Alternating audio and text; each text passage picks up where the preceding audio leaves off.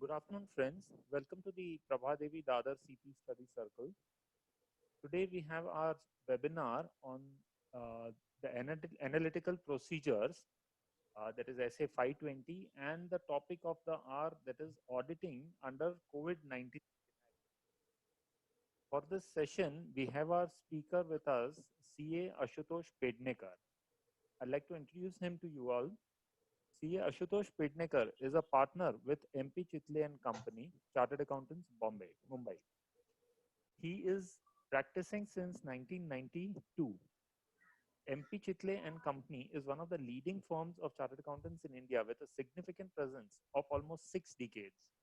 MP Chitle and Company is a member of the DFK International, a top 10 accounting association for accounting firms and business advisors. He is heading the firm's assurance service practice, including information system risk assessment, review, mitigation, and assurance services. He is an accredited CISA. Due to his expertise in the IS risk arena as well as treasury domain knowledge, he was involved in the external review group set up by the RBI to do a system audit of the online gilts trading solution, NDS OM, developed by RBI through CCIL prior to its implementation. Today, more than 90% of gilt trades in India happen on this platform. He is a member of the IRDAI Standing Committee on Accounting Issues, also a member with RBI Working Group on IFRS, convener subgroup on presentation of financial statements. He is heading the IRDAI Working Group on IND AS 117 Insurance Contracts and Regulatory Changes. He is a member of the IRDAI's IND AS Implementation Group, head of subgroup on IFRS 4 insurance contracts. He is also a member of the IRDAI's working group on audit report formats. He is a co-opted member on expert advisory committee of ICAI for 2019 and 20. Involvement in ICAI research projects on IFRS, IND AS, accounting standards, standards on auditing, and other publications, including guidance notes on bank audit of banks. He is a part of the expert group to advise the Audit Accounting Standards Board on matter pertaining to IFRS, in particular IFRS 9, 4, and 17. He is a member of the Financial Reporting Review Group, FRRG, set up to review audited financial statements of listed companies. His involvement with DFK International as chairman of the Accounting and Assurance Services Committee of DFK International for 2 terms of 3 years each, has been the head of the IFRS Help Desk on financial instruments, also member of the Asia Pacific Executive Committee of DFK International. He's been a rank holder with the Chartered Accountant Institute, and also he's a law graduate. He's completed his CISA from US and US SACA, which is a recognized global leader in IT governance, control, and assurance. His industry specialization is with banking, insurance, financial services, infrastructure, utilities, and manufacturing. He is also the chairman of St. Jude India Child Care Centers, a NGO that provides a home away from home to children suffering from cancer and visiting cities for treatment. So this is the introduction for our speaker. With this, I'd request CA Ashutosh to take over the session for today. Sir, please. Yeah, thank you, Pritesh. Good afternoon, everyone. It's a pleasure to be with all of you. And we have 2 topics for the day. One, of course, usually when we talk about standards on auditing, it's considered to be a very dry topic. And I wouldn't blame it. Standards on auditing are one of the last things which one could be reading on a lazy Saturday afternoon. But that's what it is, and that's what we have to work on. And I'll just share my screen.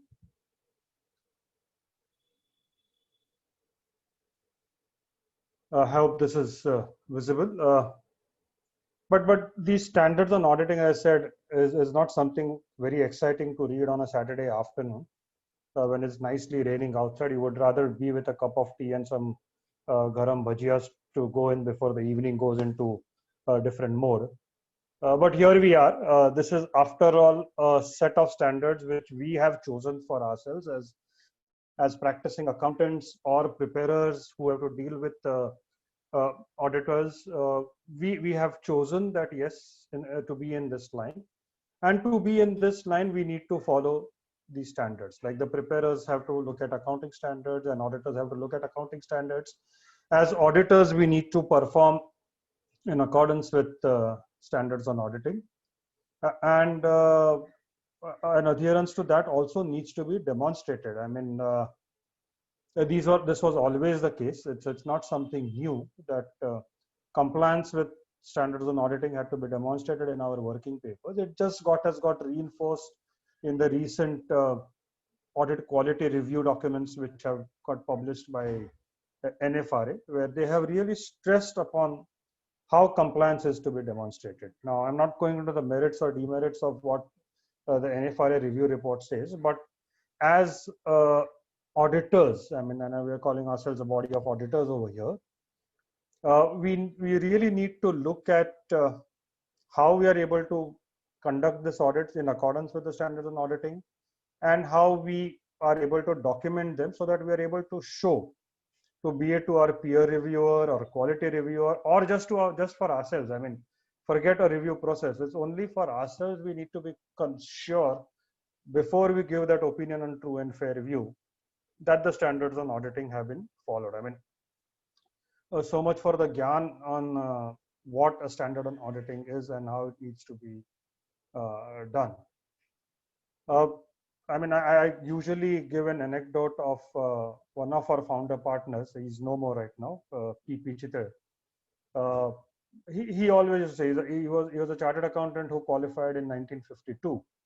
So when we used to work under him, and then all these new developments started, by the time he retired from the firm, but this new body of accounting standards getting more and more in depth, auditing standards coming up, and then calling them standards on auditing. He always used to say that in the past, they were performing in a standard way.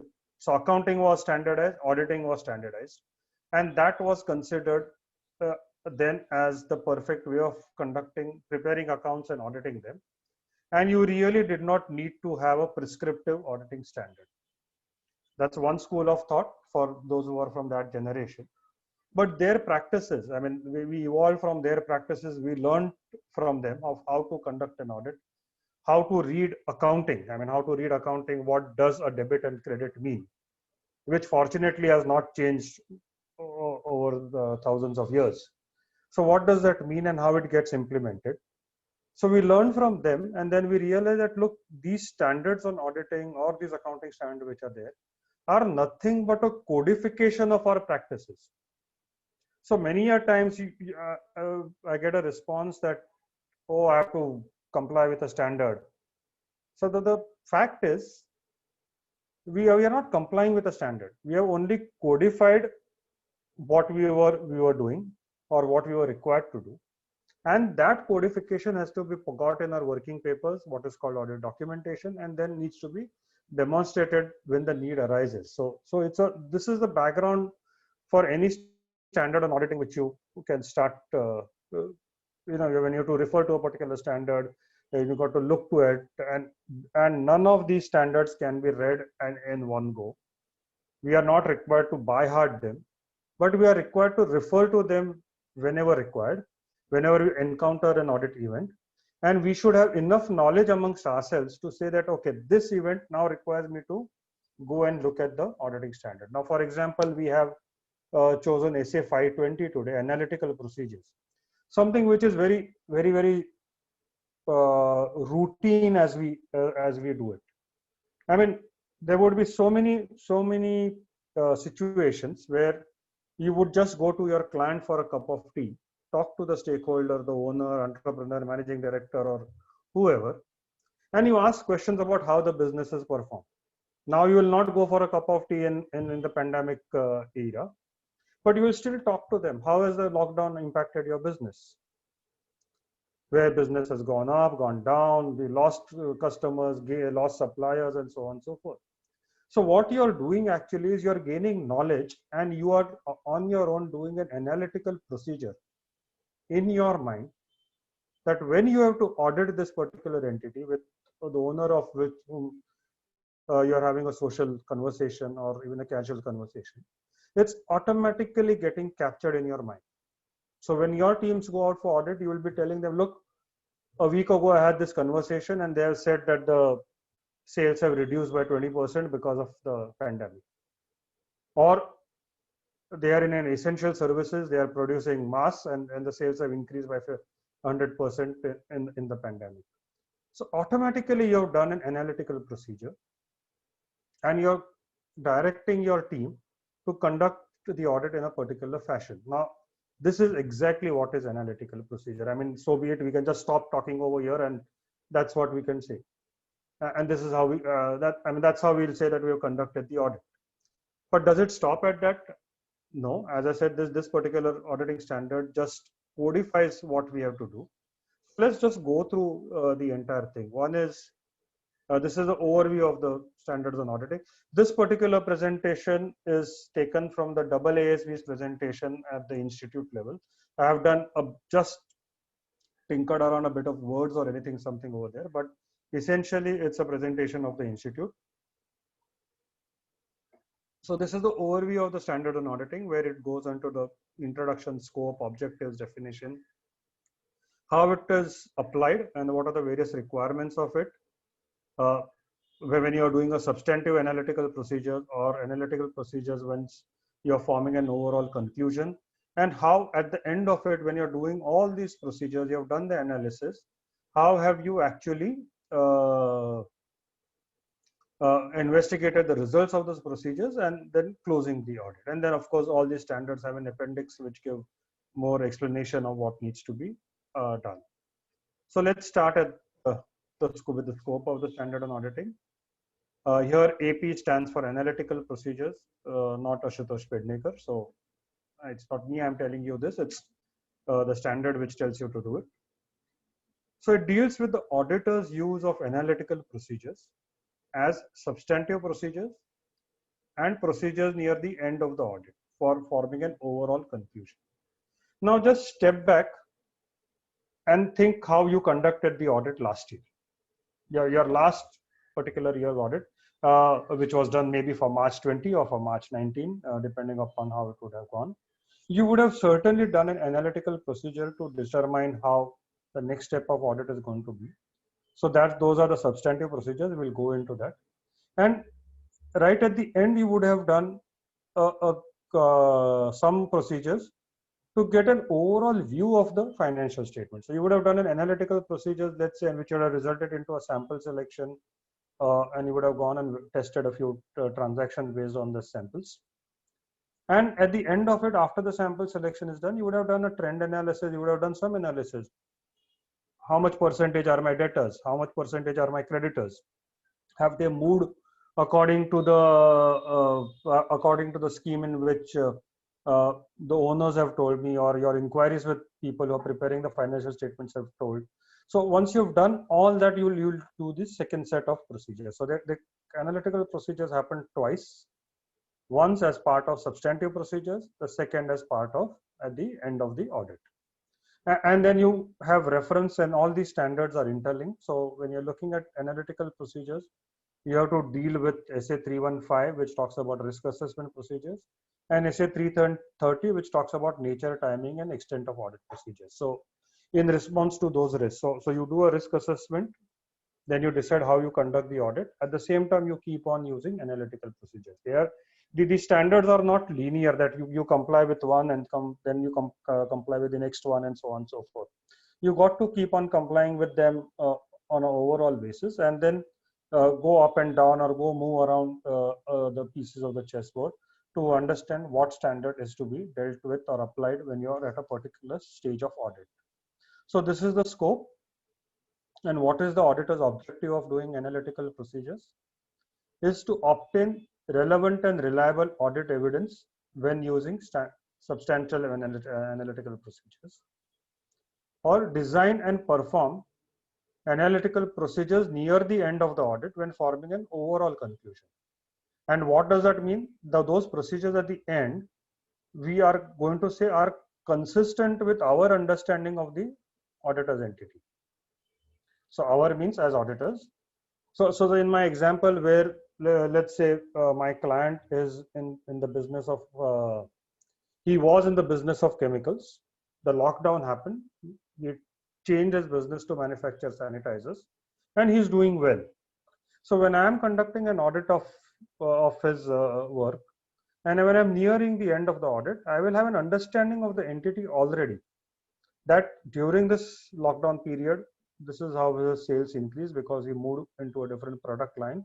He was able to market it, and everything was going on fine. So, but are the financial statements reflecting this? That's what I will see, have a look at. That is what I will see, that when I'm near the end of the audit, whether my overall conclusion on the true and fair view of financial statements are consistent with my understanding of the entity itself. So we also have a auditing standard on understanding the nature and business of the entity. So we need to, as I said, cross-fertilize all these standards and then get into the depths of it. So this is the objective of the analytical procedure SA 520. Now let's look at the definition. The procedure has been defined. This is broken down. It talks about, I'll read it out, evaluation of financial information through analysis of plausible relationship among both financial and non-financial data. So this is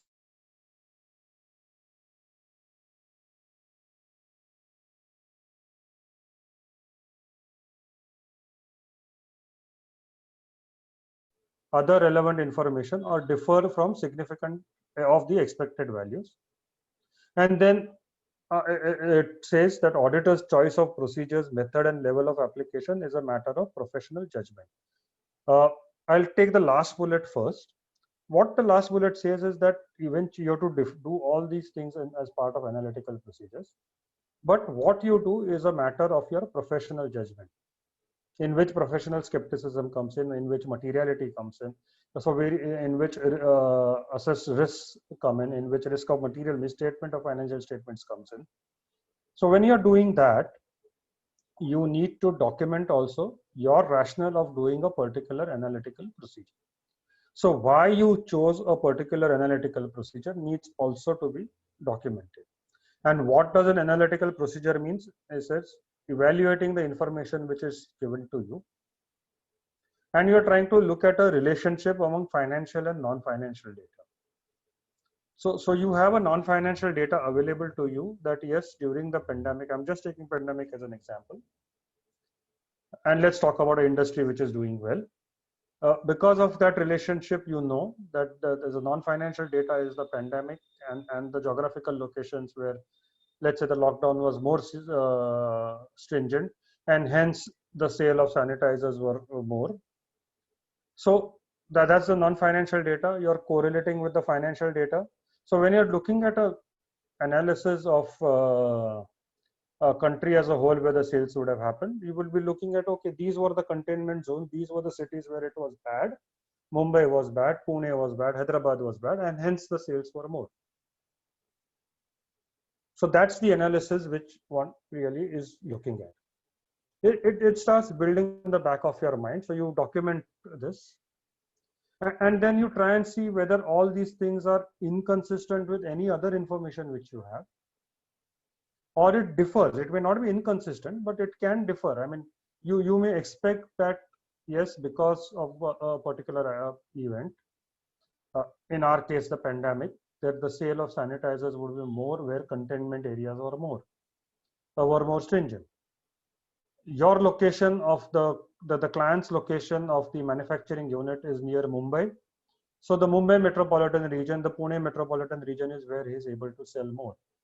There is something in Hyderabad, but I have a logistic difficulty in reaching my material to Hyderabad, and hence Hyderabad I would not have sold. So these are the things which you will look at.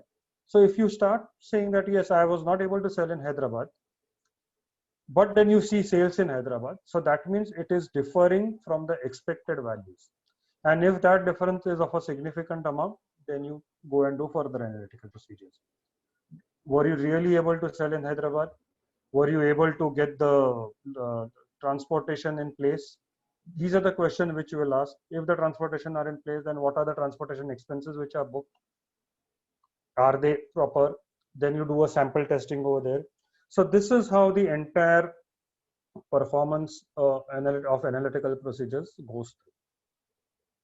Now, is this really different from what we have been conducting the audit? The answer is no. We've exactly been doing the same thing for years together. It's only when we are reading the standard and then you say, "Arey, ye to main karta hi tha." So if ye to main karta hi tha, our only effort which is required, and which is where as a body, including me and my firm, would lack in documenting it. So we need to document that, look, this is what I have done and this is what I've been able to demonstrate, that yes, this is how analytical procedures I have gone ahead and performed. This is the flow of the procedures for substantive analytical procedures. Now,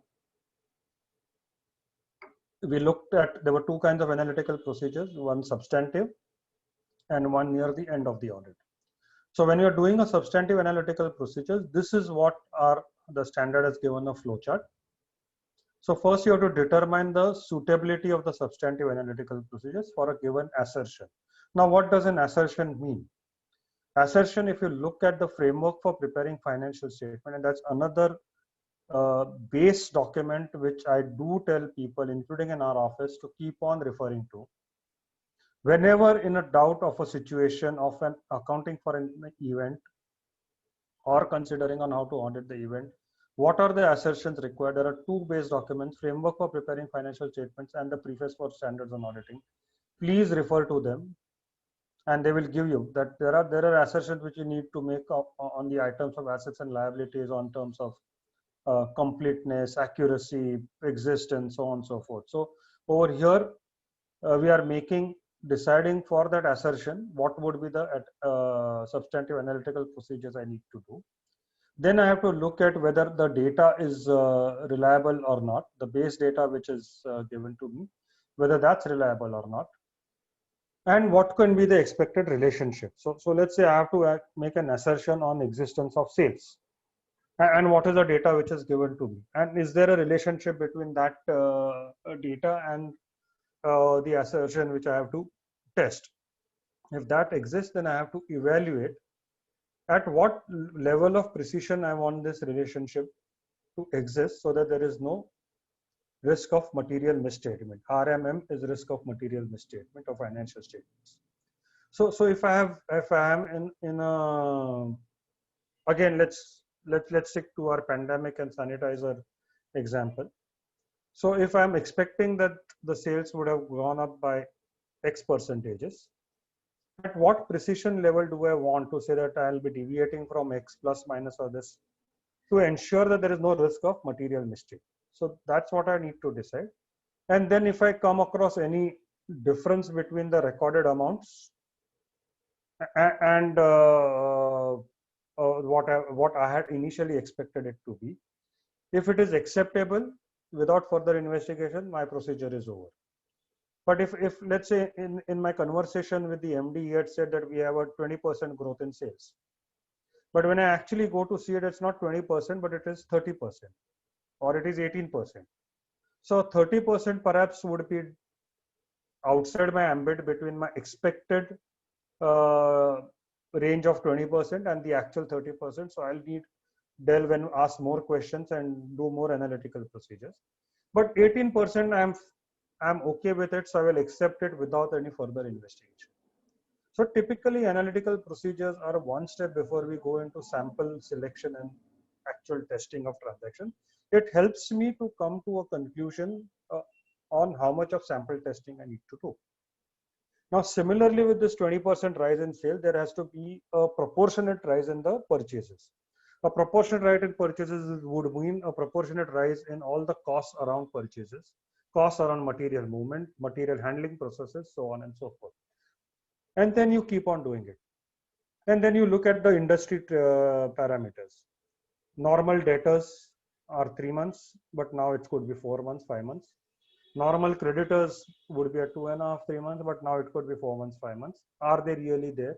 If they are not there and they are beyond, as we said, the expected value, then we have to go and do further investigation. Otherwise, we don't do further investigation.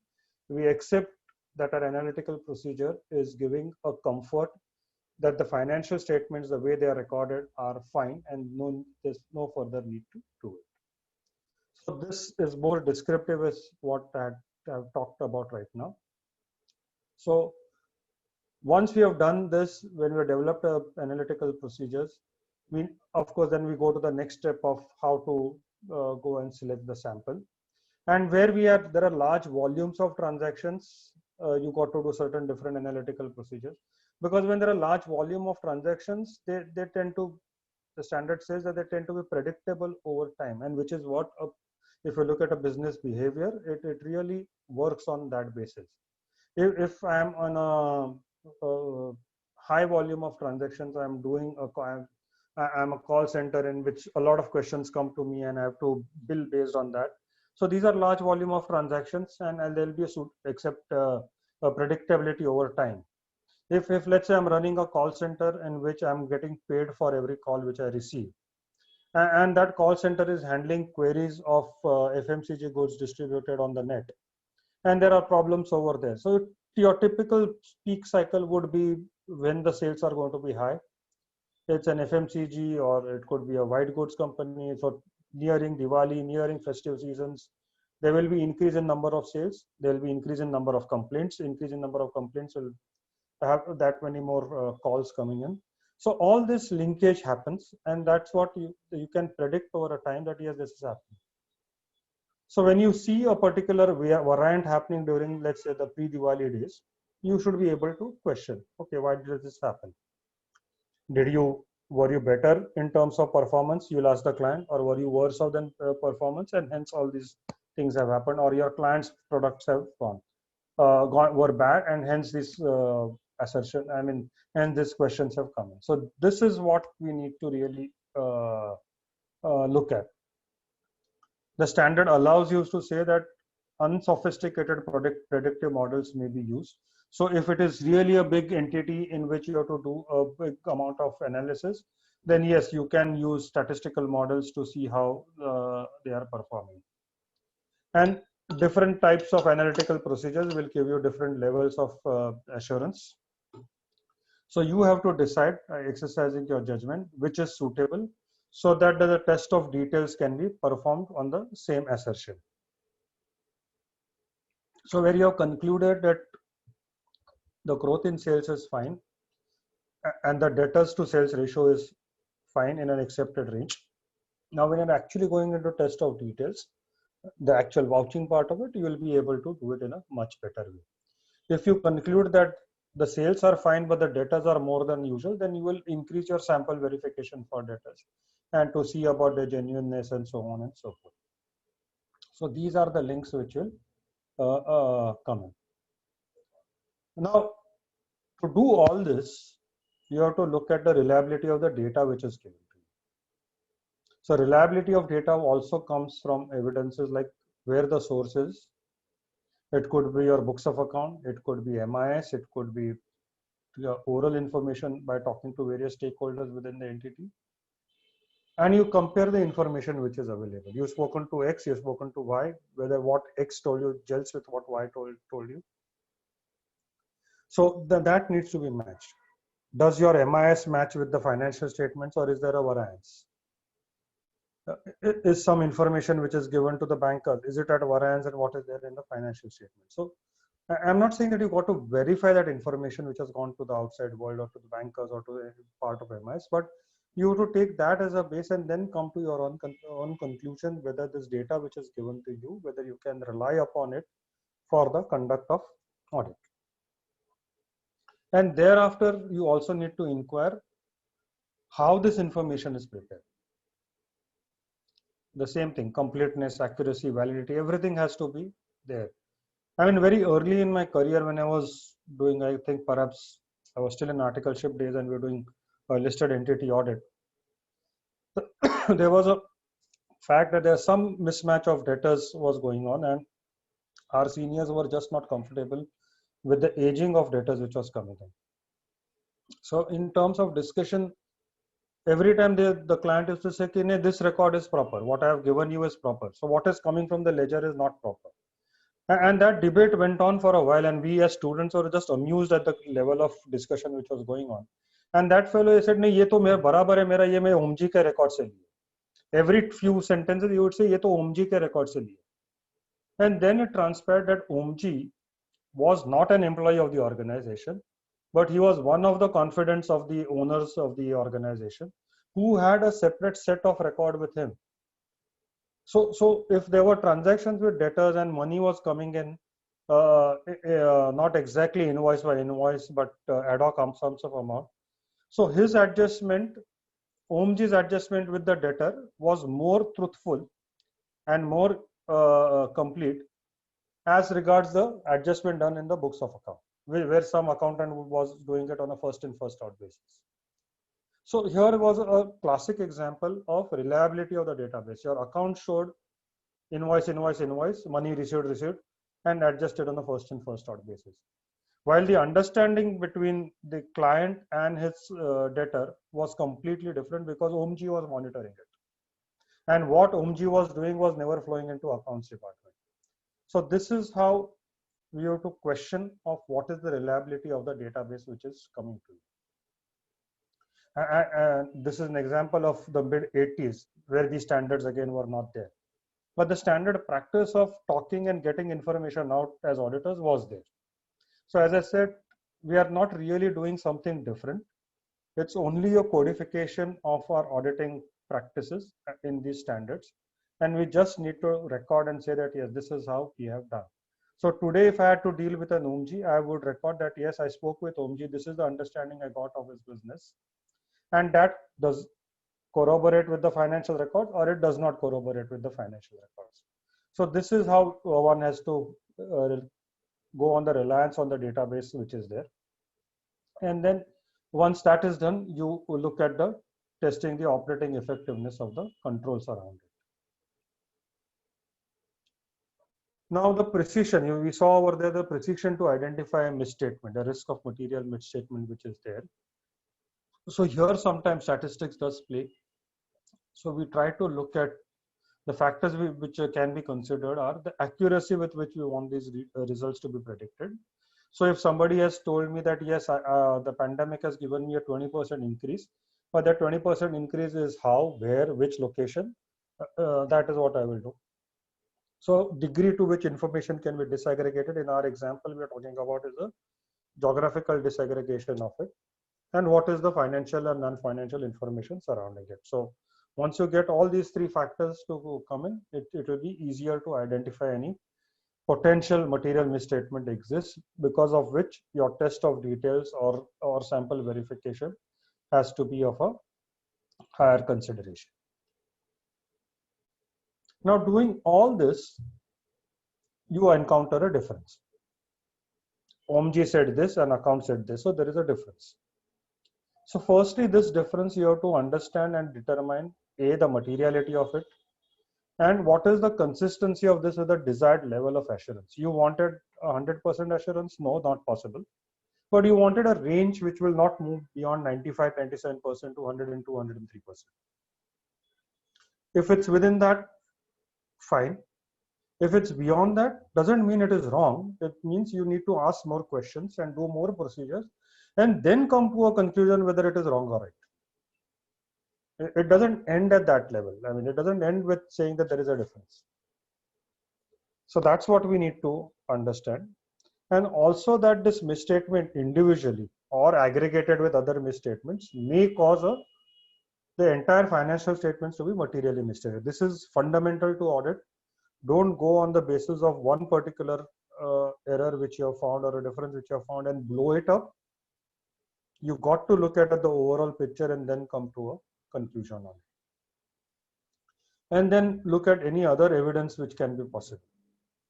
If you conclude that the variance between OMG's record and the ledger is so high that there can be a material misstatement, so assessment of risk is high, then you look at other evidences.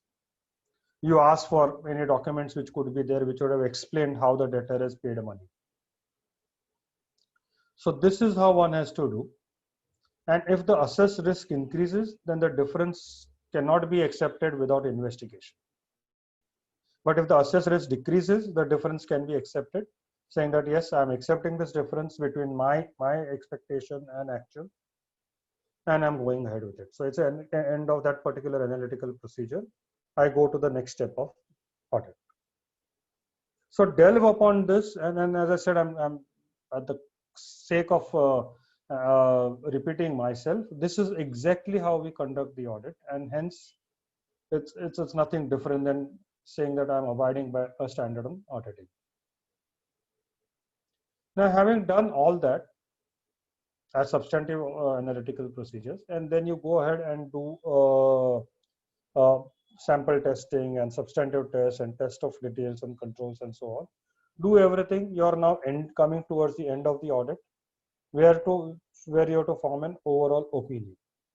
So this overall opinion is to be formed near or end of the audit. So you will design and perform analytical procedures accordingly. When you're now looking at the draft balance sheet or looking at a complete set, completed trial balance, not the trial balance which was given to you when you commenced the audit. So when you're looking at all these factors, you have to look whether the financial statements are consistent with your understanding of the entity. So I've done all the earlier part.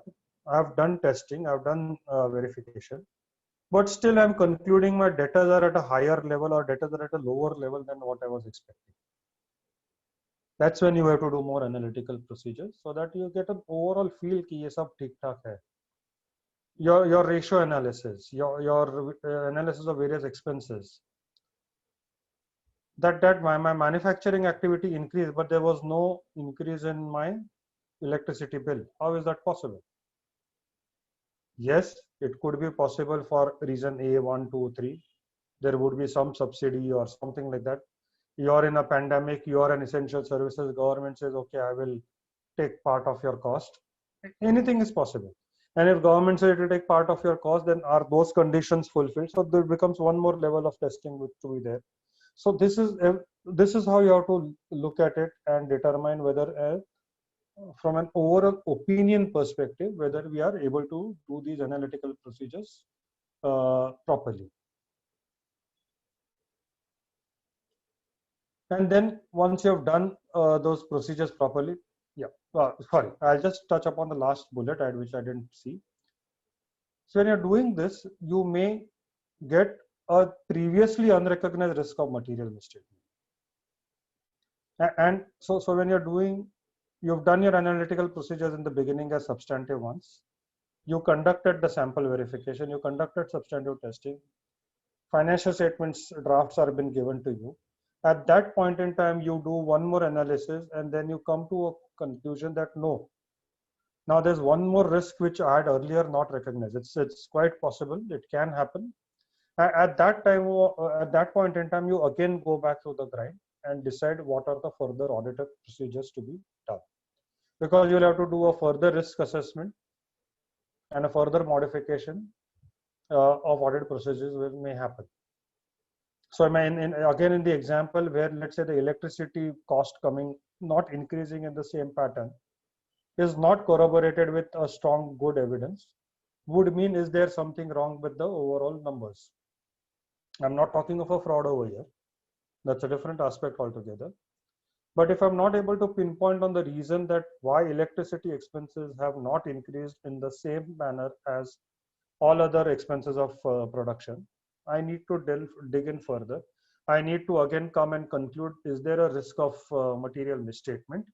And then do the procedure and say that yes, I'll do the further analytical procedure and I'll come to a conclusion whether this is properly done or not properly I mean, these events are proper or not proper, and then go ahead and do certain set of further audit procedures. I select new samples, I verify them. It increases the audit time, but yes, you had encountered and previously unrecognized risk of material misstatement, and now you have done further steps to ensure that that risk is now mitigated, and what overall conclusion you are forming, that overall conclusion of true and fair view is still proper. So this is what is the thing. Uh, then what happens is when there are investigating results. I mean, whenever you've done the analytical procedures and these results or differences, inconsistencies have to be investigated. That is exactly what we've been talking about. You make inquiries with management. So from an OMG, you go to his boss, you go to the owner, you talk to other people, you obtained appropriate evidence relevant to that management response. If some response has been given to you, our example of electricity, saying that there's a government scheme under which I am getting reduced electricity, or I am entitled for reduced electricity, and then you look at that evidence and perform other procedures as necessary. So this is how analytical procedures actually perform. It's a short standard. It's not big. It's not descriptive. The appendices are good.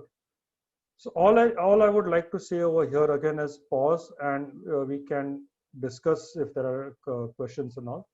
Of I mean, I said that it's basically what we are used to doing, and analytical procedures is really what we conduct, perhaps on an ongoing basis. Whenever we speak with our client, we speak with our auditee, like it or not, we are doing an analytical procedure, be it a casual conversation, be it a designed conversation, be it a predetermined conversation. Whenever we are talking to a client,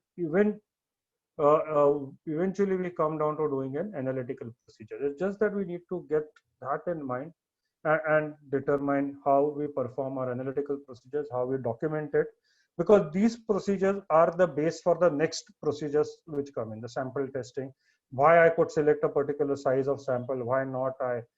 So all those factors come in. So this is how analytical procedures come in handy. I will pause over here. If there are any question answers we can have before we go to the next session. Right now, we do have a question, but the Yeah. question is related to the COVID situation. So I think we'll wait for you to finish your lecture on that part. Okay. Before we Yeah, I'm fine with it. Yeah. We can. So should we just start off with COVID, or we can start with that, please. sorry? We can start with that. Yes. We'll start with it. Okay. Yeah.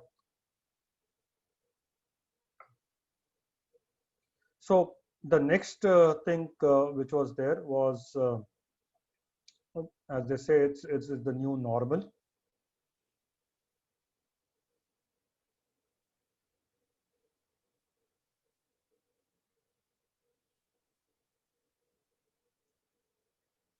So this is something which a new slang, new terminology which has come in. And as we are in the middle of September right now, it's almost 6 months, a week less than 6 months since the lockdown has started, and we were just plunged into it like the rest of the world. And the whole challenge of conducting audit, or I would say even working in the COVID environment, was looked upon. People have had various experiences, and those experiences arising out of those is what this whole presentation is about. So in this, what I'm planning to take you all through is a journey which is our own experience. I'm not saying this is the right or wrong way of doing it. Again, there's nothing codified. Like the standards on auditing got codified at a particular point in time. If COVID continues, perhaps we may have standards of performance from a lockdown perspective. I hope not. It's a very sincere wish that we come back to the regular normal rather than the new normal. But it can be. Who expected? I mean, when we were told by the Prime Minister to give 3 weeks of stay at home, we really thought if not 3 weeks, it could be 4 weeks, 5 weeks, 6 weeks, and we'll be back on the streets. Today, 6 months down the line, we still do not have visibility whether we'll be back to normal or whether this will continue for a longer time. So this is what is the entire gamut of COVID-19. So what exactly COVID-19 came in? So definitely new terminology, new hashtags to be used and so on, which got in our day-to-day usage. It gave us a new lifestyle.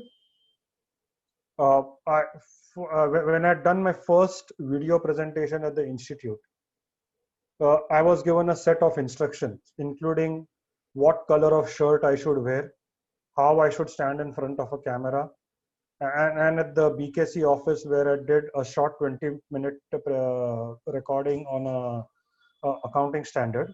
It was preceded by a 20-minute instruction by somebody on how the technology of recording will work and what I should do or what hand movement I should not do and so on and so forth. Today, nobody talks about it. Today, everybody is very comfortable speaking on a camera. I'm sitting at my home with shorts and t-shirt and speaking to you people, perhaps equally casually dressed. So this is how new lifestyle has come in. New processes came in. With we not going out of the house and having to perform, new processes had to come in. We had to evolve ourselves.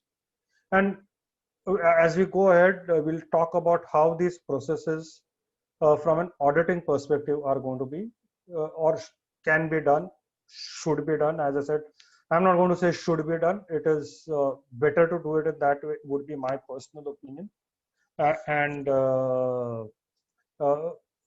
It was completely new. I mean, everything is new, which has happened in a COVID environment.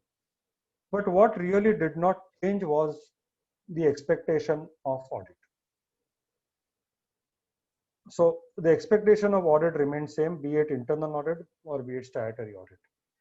In this particular session, I've used the word audit interchangeably for internal or statutory, not really going into the differences of it because the end result could be something different, but the audit processes and how to conduct the processes during COVID-19 time is what was there. So the business guys, the regulators, still felt the expectation of audit should not get watered down. And the auditor has to be omnipresent, be it corona or no corona, wearing gloves and masks and face shields and so on and so forth, to give an assurance that control exists and a true and fair view can be opined. So this was extremely challenging to us as a body of auditors, that yes, the world has stopped, but I still have to perform an audit. So when we were discussing some of these matters within our international forum also, they were quite okay because they have a December year end and their audits were yet to start. While we have at a March year end, our world stopped on 23rd of March, and yet we had to conduct the audit. Audited statements had to be published in the same amount of time, increased a bit. So your listed entities from May, it became June. So those got increased, but at the same time, whether the logistics, the infrastructure opened up, answer is no. So despite infrastructure not opening up, the audits had to be done. The stock market continued. I mean, I'd written a blog where I said, is it really required for the stock market to continue when the world had stopped? Varied reactions have come to that blog of wise and not wise of it. So at the same time, in all this, the initial euphoria of COVID time when all of us were at home and doing something, getting used to it, there were a couple of companies, there were a couple of banks which said that we are finalizing and announcing results on 15th of April and 20th of April. And it was kind of as if the expectation of audit was not different. I mean, otherwise I would have finalized my accounts on 12th of April. This time I'm doing it on 18th of April. 1 week, that's all. And they had taken new processes, as I said.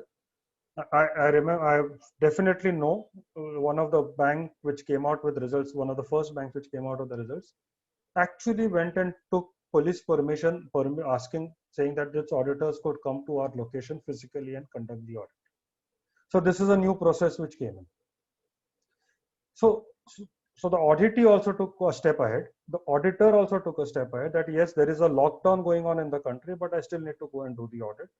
There are certain things we can do at home and other things which I have to do at work. So this is how actually the audits got conducted. And today, as we sit in the month of September, we have our host of smaller entities to be audited. Timelines have been extended. ROC has kindly agreed that the AGMs can be held ahead. I think the next step would be for the tax returns that to get even further pushed, because it's a big challenge. A larger organization could deal with COVID limitations and conduct. A smaller organizations may not. So this is what COVID-19 brought in, and like that dog, I'm not going to say whether he's a bloodhound or not. The dog, we were supposed to perform in this uh, extremely volatile war-like situation where we had to go out on the field, and the field we had to go out would be we had to enter the field of audit sitting from home or at a client location and conduct the work. So one of the reactions was when the world stopped.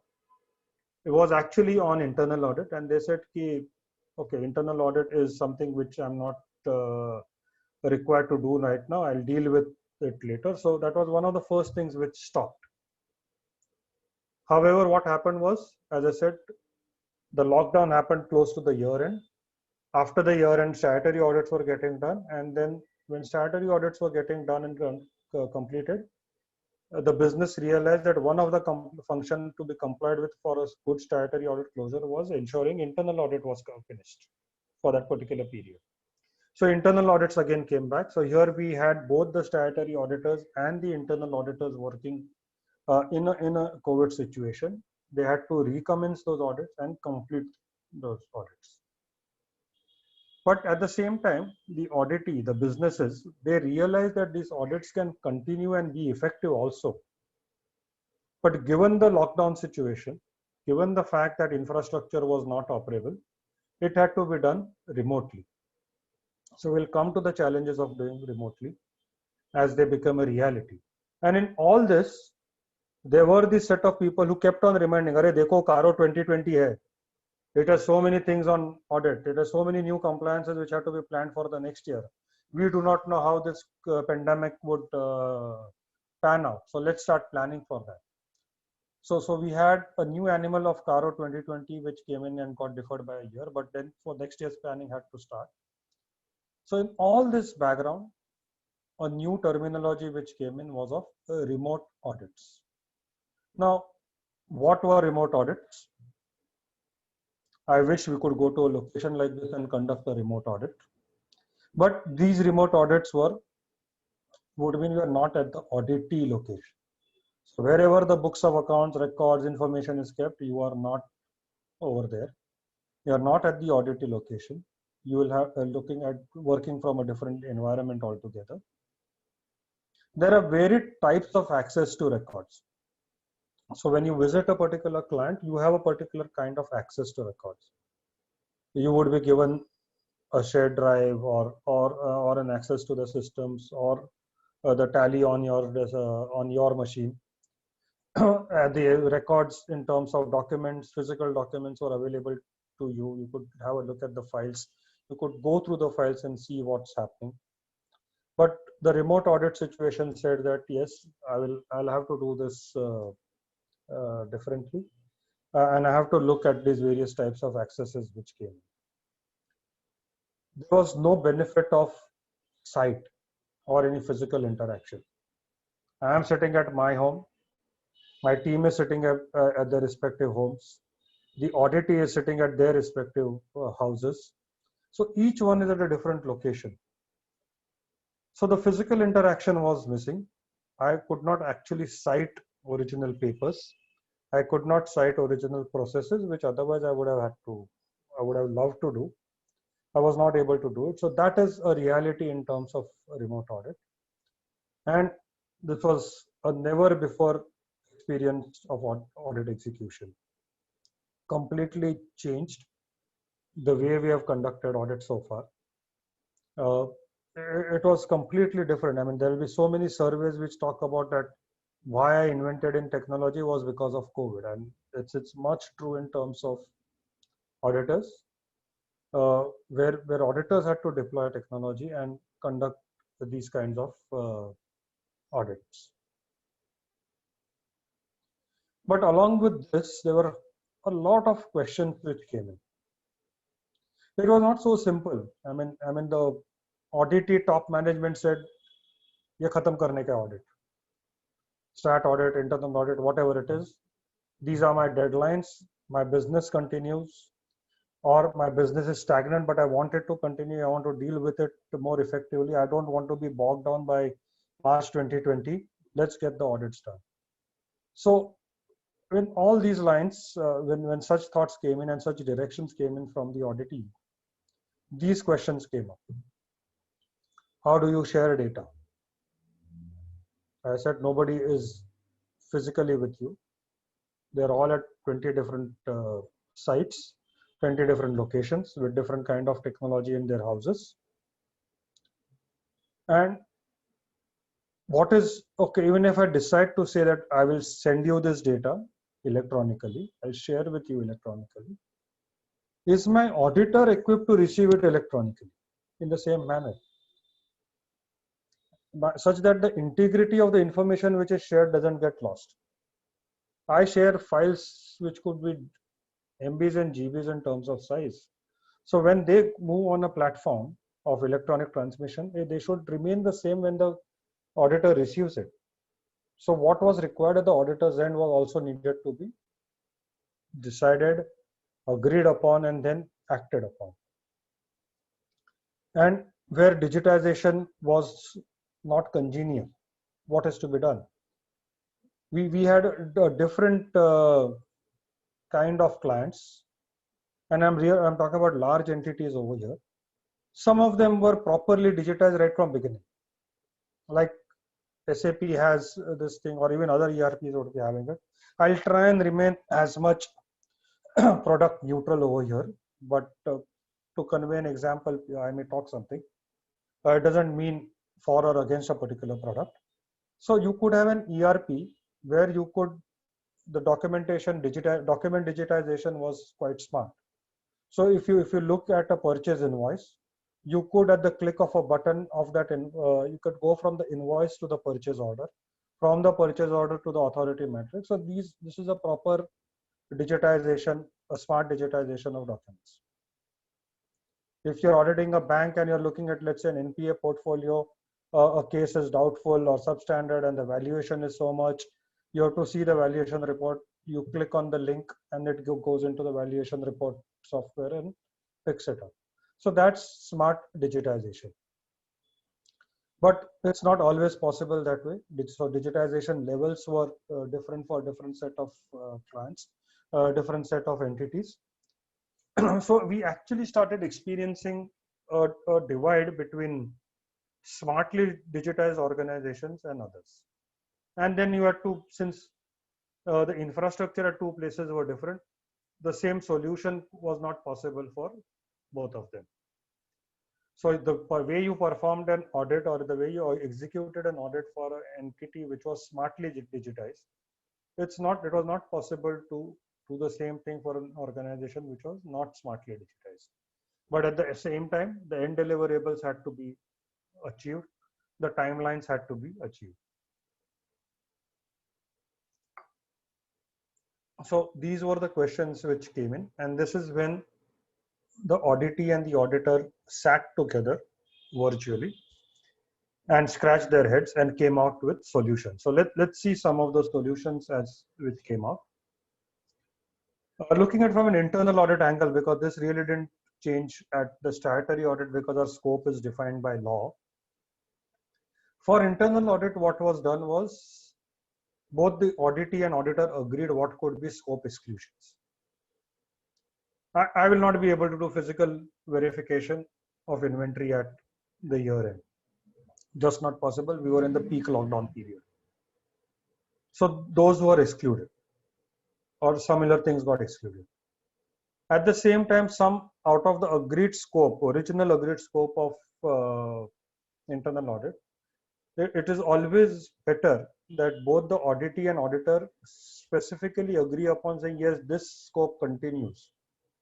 So perhaps a better word rather than scope inclusion would have been the scope continuation. It just continued that, yes, these are the aspects which need to be verified.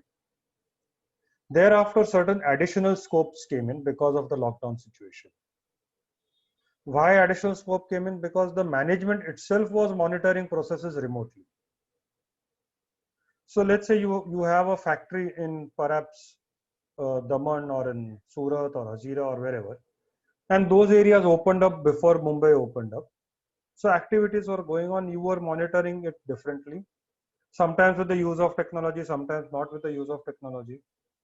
So, but how that monitoring was done, which the auditee wanted to have a comfort. So scope additions came into internal audit functions. And some of them came in with the use of technology. So I have a site over there where I'm able to see everything on my machine. I have a completely set up, or I purposely set up a camera circuit which allowed me to see what's happening, which allowed me to monitor also what's happening on a real-time basis. So I wanted those aspects also to be verified technologically. So these are things which came in. And then what was excluded, let's say physical verification, I gave an example, was excluded.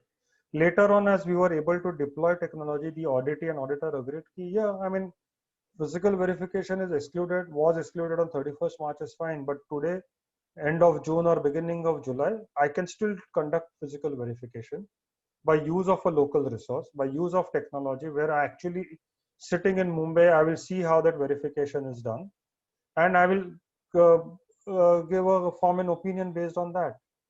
So if I have a local resource who can go there, he is there. If the local resource is not there, I look at what's happening on at the base level, at the factory level, make inquiries on how things are happening over there, and then come to an overall conclusion of how the proper, whether the internal audit was, the physical verification was conducted properly or not.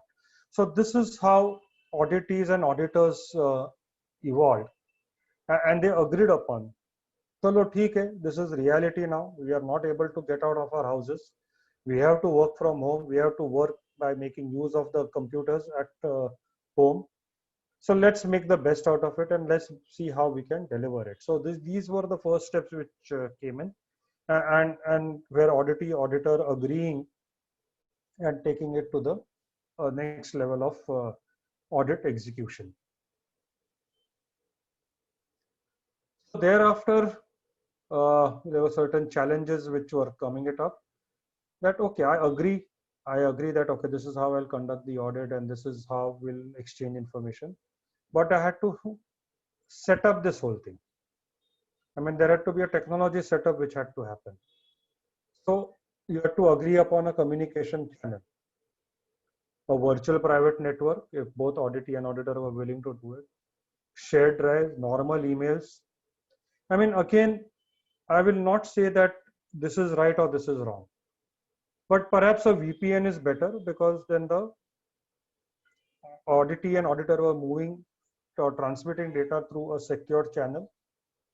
A shared drive would be a step lower in terms of features, and emails again one step lower in terms of features. So this is not required to have a VPN, but if I don't have a VPN, at least I'll use a shared drive. If I don't have a shared drive, at least I'll use emails. And again, I'm sharing real experiences of equally large organization in terms of turnover, in terms of income levels, where we have done all these three things.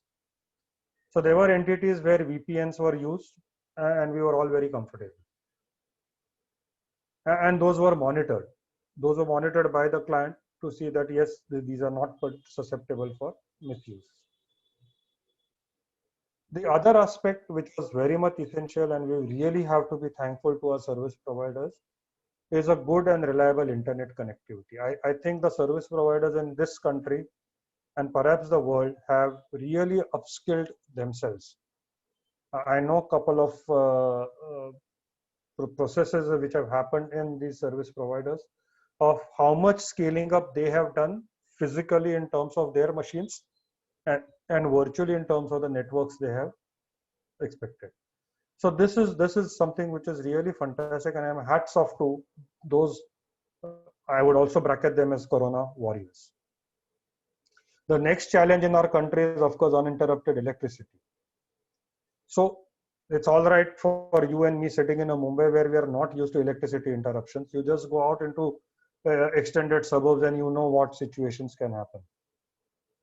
So uninterrupted electricity is not a guarantee in our country, but one had to work on the same deadline.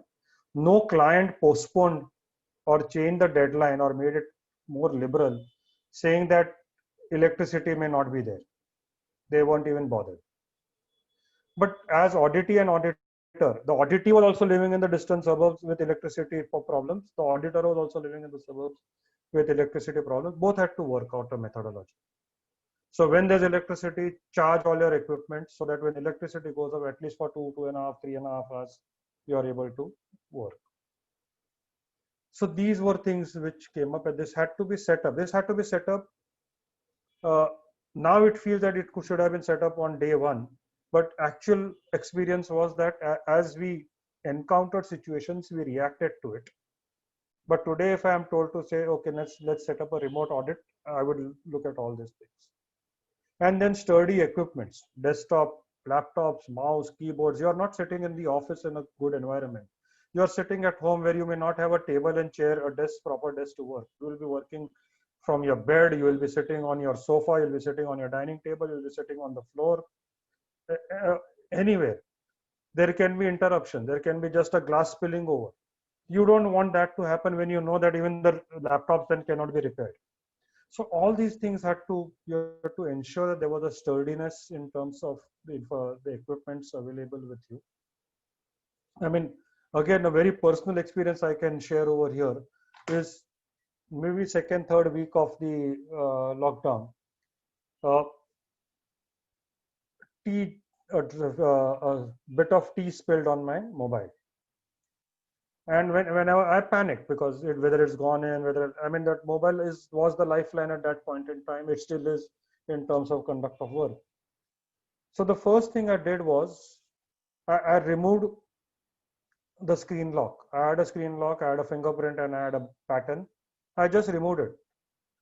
The thought process was, I am at home. I am not going out anywhere. So I don't need to keep this lock, because I didn't want a situation that because of such spillage accidents, I'm not able to use my mobile. When knowing that I will not be able to go out, there are no shops, there are no persons to repair. That's what, so the thought process changed when we talked about in our earlier slide of new processes. So the new process was keep my mobile open so that it can be used anytime. I wanted an uninterrupted, sturdy equipment to be used. So these things had to work. And so one was deploying technology at both ends and the sturdiness of the technology. So these are the first steps which were done. And then there was challenges in audit execution.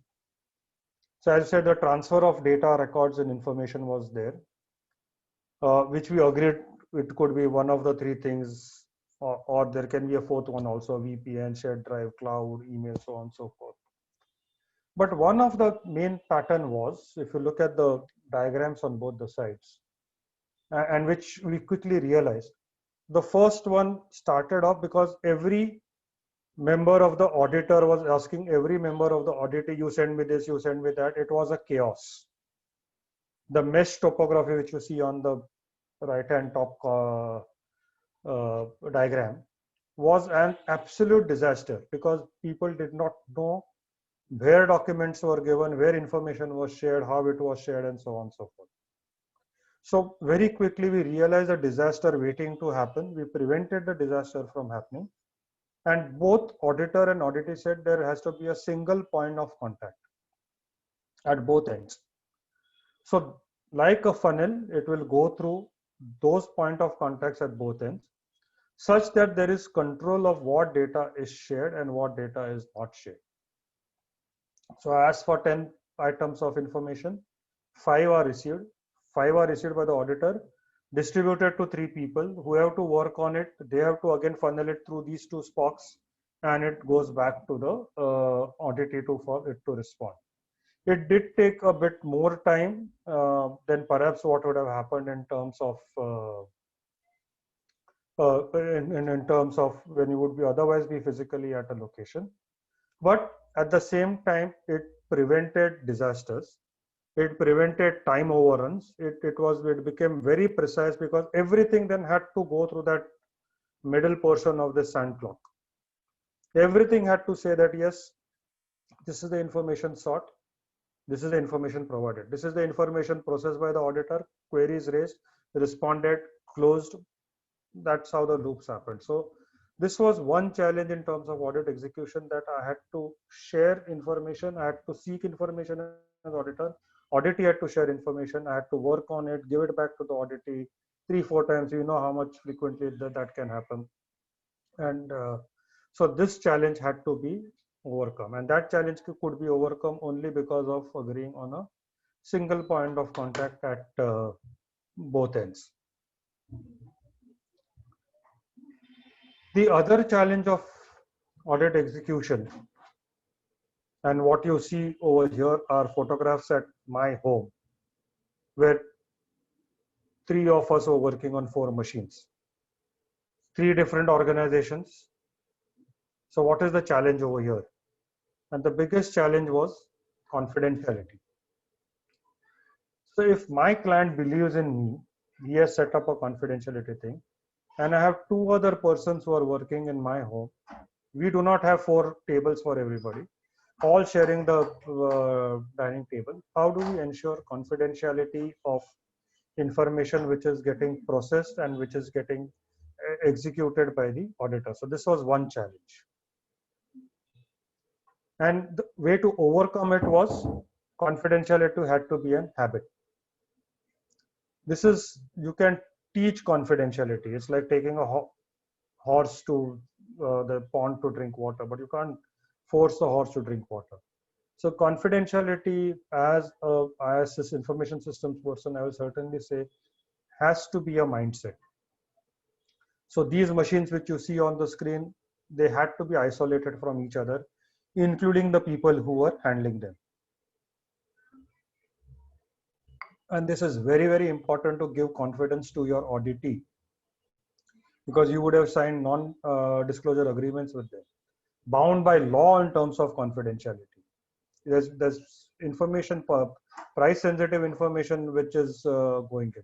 So you had to work on that, and you had to take it as a absolute mindset in terms of confidentiality. This is something I truly believe in. Technology can help secure the machine, but not the user of the machine. I can maybe block a USB drive, a USB port, and ensure it doesn't go through. But I cannot block the user of the machine. Only I can block him from abuse of that blocked USB port through a series of awareness, a sense of realization that this what activity which he is doing is really required to be done in a confidential manner. So don't misuse it, don't abuse it. It had to be a mindset, and I'm glad to say, again, as a body, auditors and auditees both have risen up the curve. I mean, that's a very, very clean experience I'm willing to share, and I do not know how many people will agree, but definitely we have seen that both auditors and auditees have performed in a manner such that this challenge of audit execution was achieved. The risk of lack of confidentiality was mitigated. One of the things which, again, a new process is that you should obtain an NDA from your team. Nothing wrong in that, nothing derogatory. There were reactions that, I am your team member, why do you want this agreement signed? In any case, I'm bound by overall SQCs and confidentiality and all. Nothing wrong in taking an NDA, and ensure that that NDA is not a blind sign off. Talk to your people, counsel them, tell them, and this again is both from an auditee perspective. Tell them, look, this is what is the situation. So we need to be confined to our practices of confidentiality, and non-disclosure. So do that. And there's nothing wrong in doing this. So this was one of the challenges which were there. And there are clients who are demanding a right to audit too. That we would like to see, ensure, we would like to verify that your work from home environmental is in sync with our confidentiality requirement. So they can come and do an audit. They can do that audit remotely, virtually. There are a lot of tools available.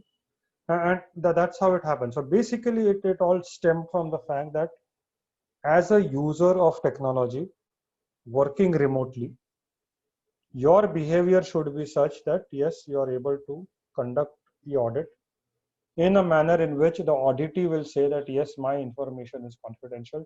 The auditor management, the management of the auditors will also say that we have achieved confidentiality. Price sensitive information, and you're doing a listed entity audit, you have price sensitive information coming to you. How do you protect it? What are the various manners of technology can be used? So depending upon the gravity of the situation, auditor and auditee have to discuss with each other and agree upon a base benchmark in which this audit can be conducted. The other one was at again both ends was the cyber risk and the security practices around it. So one was confidentiality, of course, was the fundamental one. But to mitigate cyber risk, we had to go through this entire thing, and governance and risk management was one there. But again, creating awareness and monitoring that performance is what was completely required. So I know of large organizations, banks, insurance companies, multiple locations, which had technology deployed across the country with people working from home. Now one had to use the technology to ensure that all these endpoints, wherever they were located, were secure. So if there was a POS, point of sale machine, at a remote location with a traveling salesman who is not able to travel, how do I ensure that there is enough security over there such that any cyber threat is mitigated?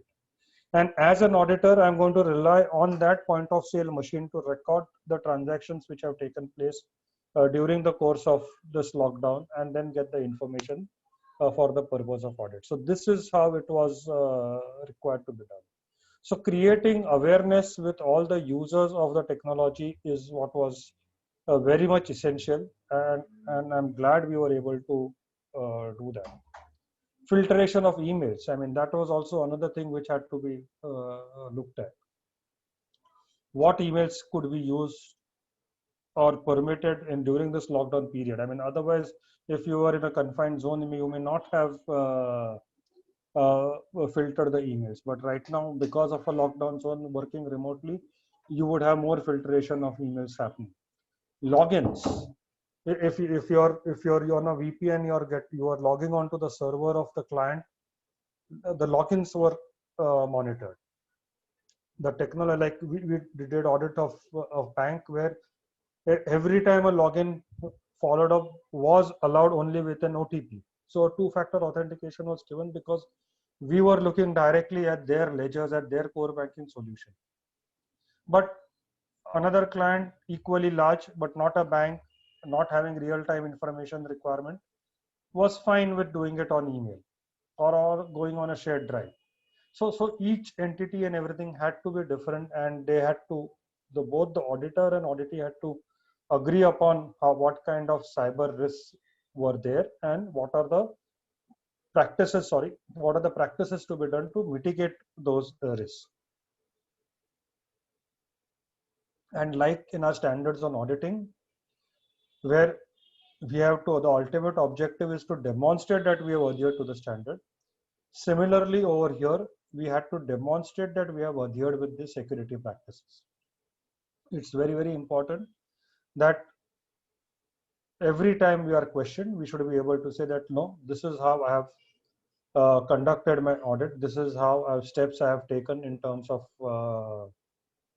technology, and I have ensured that there is all the cyber risks are getting reasonably mitigated, and there is a reasonable level of comfort over here. because the risk appetite is different for each level, and it also could based on the kind of activity that a client is. So as I said in my as I said earlier, a bank had much more online controls versus an insurance company versus a non-bank, non-insurance company. So one had to consider all these events and work out events and situations and work out an acceptable solution. As audit firms, you had to look at your own risk appetite. Let's say as audit firms, we are doing large entities, we are doing small entities. Small entities, we are used to they sharing their data of tally with us. It is there on my machine. It will be there on my team member's machine, and then on my article student's machine. So all these things had to be, kind of coordinated and monitored, that all the cyber risks are uh, understood, captured, and mitigated. So we have to define as auditors what is our risk appetite and how would you like things to be done. Now, when things are partially open up, would you like all of it to happen remotely, or would you insist on your staff coming to your office and working on it? Would you insist on your staff coming to your office even when public transport is not available, or available in a very skeleton manner, where you will end up spending 6-7 hours a day in terms of travel and exposing the staff to the risk of COVID, or you want to do it differently?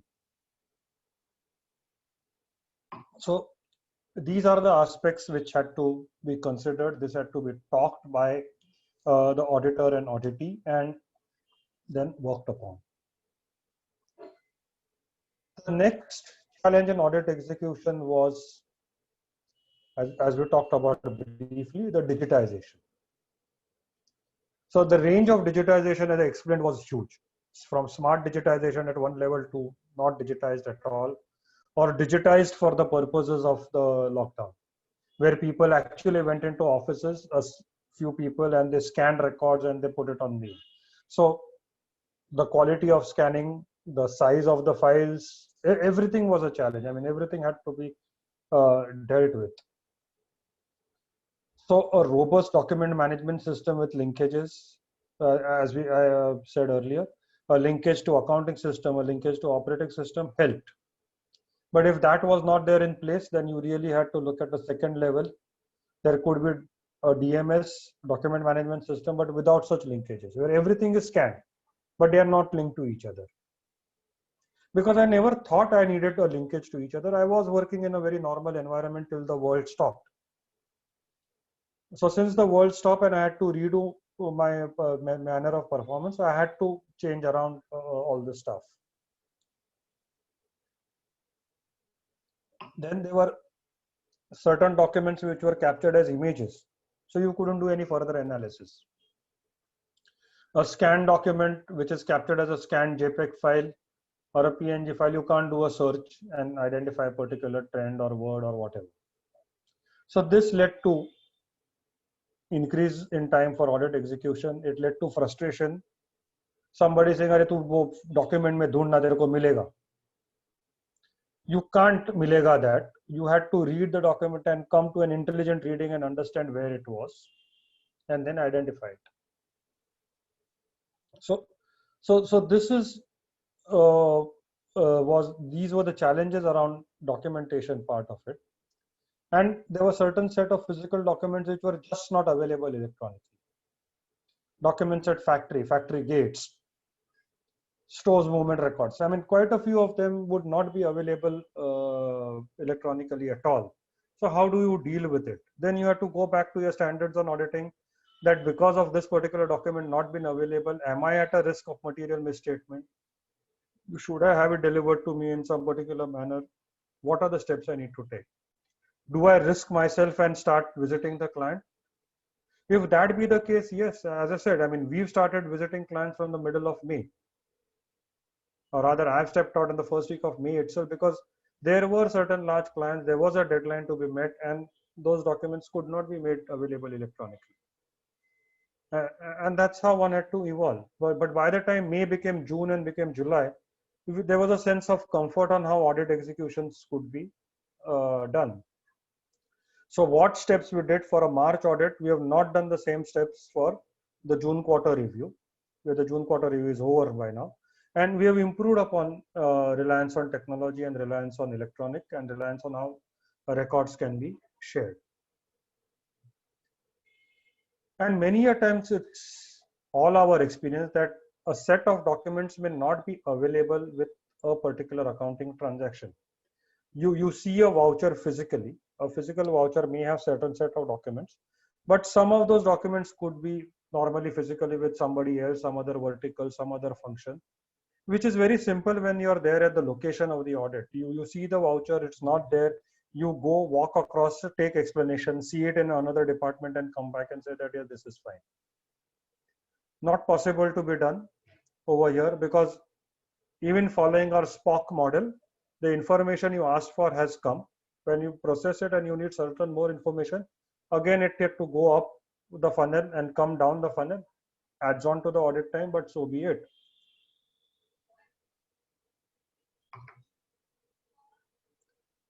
So this digitization actually, the next step was that, okay, with all these kinds of documentation, digitization, which is there, we also had to digitize our own audit papers because we as a team were not available at one place. What the student did, the senior had to see, what the senior did, the partner had to see. I mean, they were not physically together. So how do you ensure that multiple files don't get created? So those technologies, those processes had to be changed. So you're using an app. We are on Zoom right now. Now Zoom has a feature of making notings and annotations on the platform itself. So that like when I'm writing something, I can make an annotation which all of you all will be able to see. It's like writing on a whiteboard and when you're in a conference room in an office. So such kind of things had to be looked at. And whatever your work papers, they had to be then linked with the auditee's records. And now auditee's records were with you. For example, if I looked at a cash book in a normal audit scenario, that cash book wouldn't have been on my servers and my folders. Now it is on my server and my folder because it had come to me through a shared drive and electronically. So when I create an audit document, I would like to have that linkage with the auditee records also, because then I'll be able to demonstrate that, look, this is the information which I received and this is how I audited it. And the biggest thing, and which we usually tend to forget, is that all this information had to be retrieved at a later point in time. By law, we are required to keep audit documents for 8 years after the year in which it is over. So 9 years, 10 years, some people do it on a safety purposes. So all that we have to store and retrieve it when required. So that means that storage, medium of storage has to survive any technological changes. Today, an NFRA says that all documents you file with me electronically or entire audit working paper. So it goes on a assumption that every auditor will have every single aspect of his audit files electronically. It's not the case. We all know how audits are conducted. We all know our own documentation, how it is there. There will be so much of notings which take place. There would be notings in blue ink and red ink and green ink and so on and so forth. Not everything is captured on a Word file or a soft file to do it. So those were more challenges in audit execution, and this had to be captured. So one of the things was also to ensure that there is no multiplicity of the same file. So let's say there is an audit working paper created by a student. He has a file, the senior has a file, the partner has a file, the reviewer has another file. So eventually we'll end up storing the same file 4 times on our server. Again, there's a cost of storage. So we had to look at collaborative platforms where the team members could come and access together, like a Google Drive or a Teams, where you could just come, look at the same file, work on the same file and redistribute it. So instead of 4 files, the only 1 file remains in your system. It gets saved, and that is how it will be captured. It will be easier to demonstrate on that okay, on this particular file, person A did this work, person B did this work. It's all captured forever. It's for posterity, it is captured. So again, it will demonstrate that who did what during the audit execution. So this is one challenge which had to work, and we had to reinvent ourselves in terms of digitization of this work papers. Uh, this, according to me, was a fundamental mindset change which uh, the auditor and the auditee both had to do. That we had to overcome this lack of physical interaction. I mean, that comfort which is there of going and talking to a person, seeking information, getting information, while getting information, getting collateral information which helps or doesn't help the audit. All that was lost in terms of doing a remote audit. So it was quite important to do this. And but since it was to be done remotely, as I said, to my mind is the biggest drawback. And we had to reskill ourselves. Many a times when you talk to a person face to face, by hand movements, by body movements, by facial behavior, by behavior of others, you are able to gauge the veracity of the discussions which is made, the points which are tried to be made. It's very important. I mean, it's an ongoing, it's a human interaction which comes in. That gets lacking. So when we have to lack and we have to talk to 10 people on a video conference, it's very difficult to see the behavior of what's happening. You would be arguing with each other, and somebody would be sharing messages on WhatsApp saying, okay, let's argue this way, that way. You would be doing with your team members. So I'm not saying auditors also behave in a proper way, but yes, that really happened, and that's how audits got conducted this time. So we had to reskill ourselves to identify the behavior aspects of the people in a video conference. This was something new. As I said, this was something unheard of. I mean, we could have done it occasionally, very occasionally, very rarely, but now it was a part of audit routine where you had to honestly look at how the guys were working.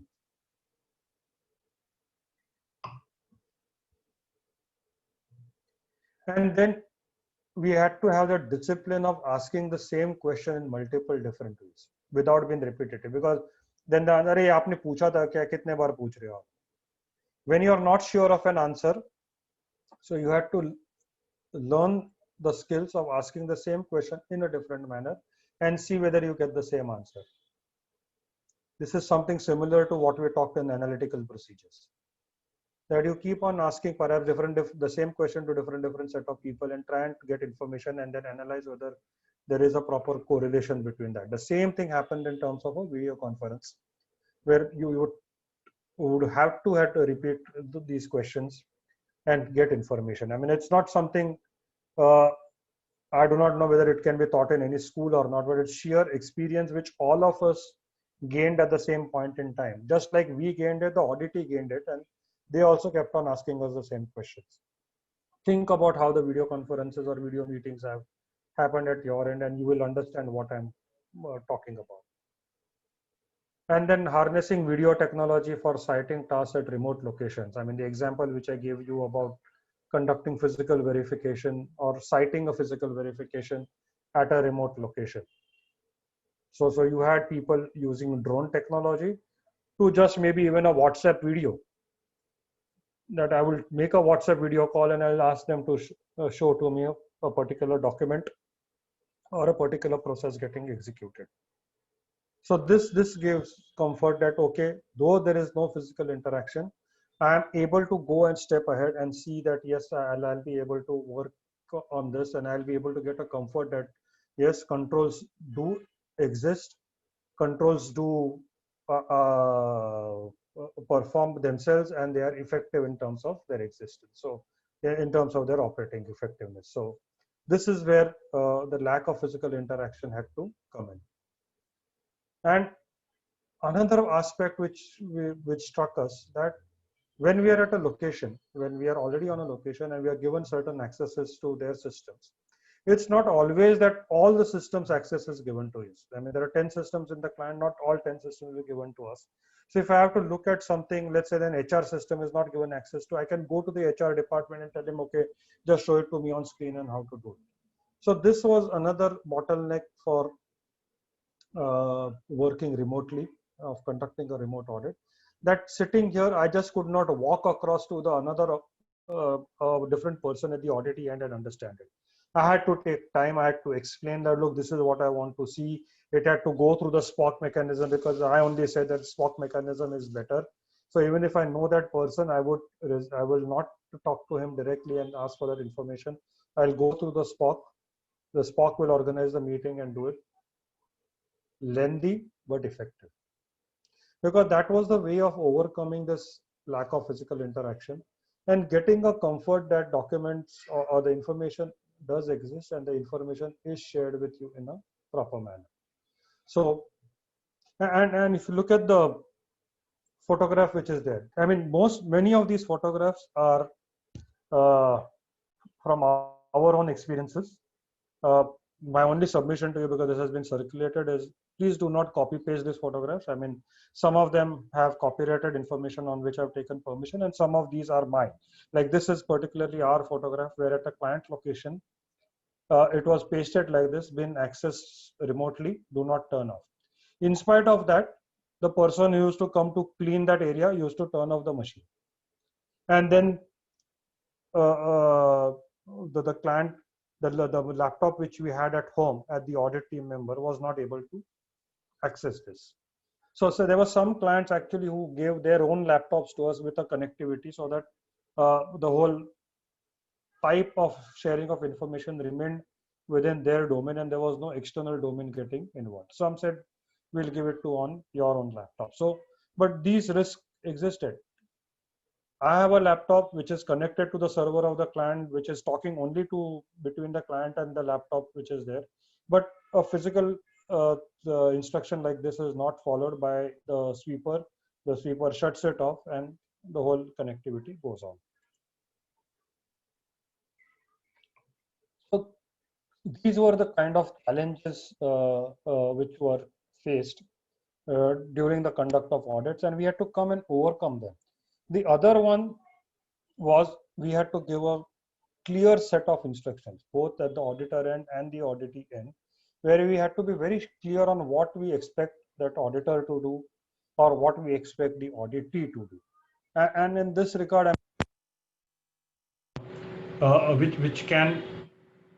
which actually happened. I mean, not in this sense of what video you're going to see right now, but if instructions go bad, this is what happens.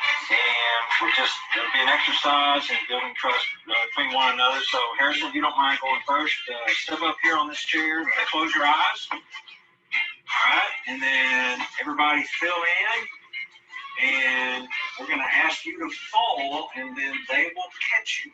So you have to trust us. So I'm going to count to 3. Just relax and fall. Okay? 1, 2, 3. Now let's go!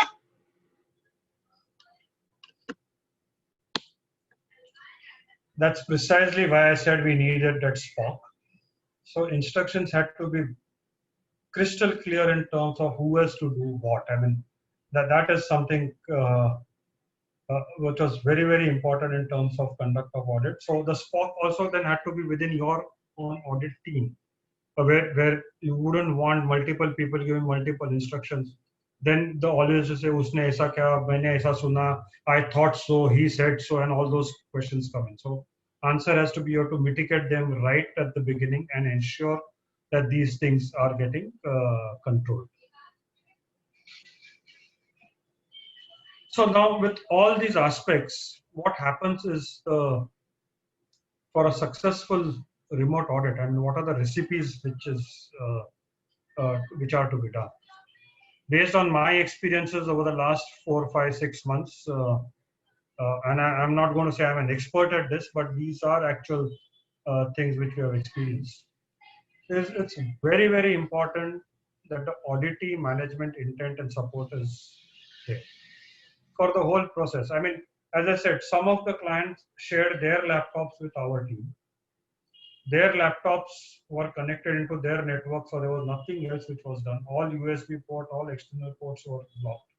So it was the safest. I could be in their office looking at their machine, or I was sitting at home.